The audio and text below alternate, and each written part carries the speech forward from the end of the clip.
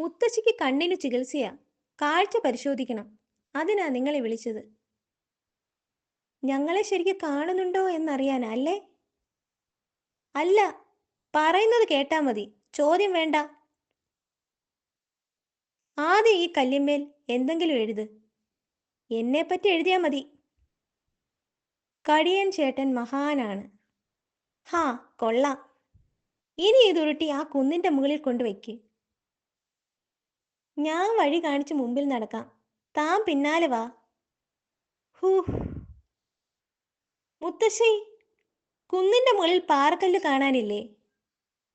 കടിയൻ ചേട്ടൻ മഹാനാണ്. അതിലെഴുതിയത് വല്ലതും മനസ്സിലാവുന്നുണ്ടോ? മനസ്സിലായില്ല.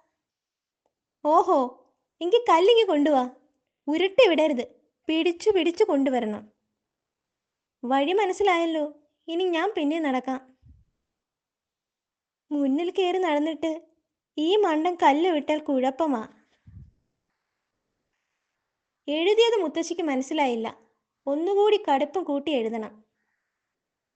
കടുപ്പ മഹാൻ എന്ന് എഴുതിയാലോ? ഹാ, മതി. ഇനി തള്ളി കയറ്റിക്കോ. കടിയൻ ചേട്ടൻ മഹാനാണ്. ശരി, ഒരു വഴി പറഞ്ഞു കൊടുത്തിട്ടുണ്ട്. തനിയെ കയറ്റിക്കോളും.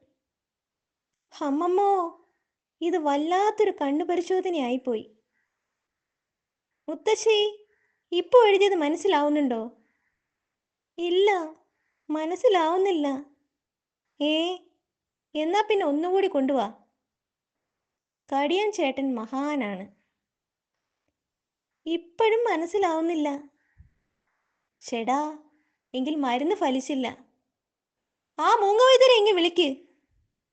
അതെന്തിനാ മോനെ?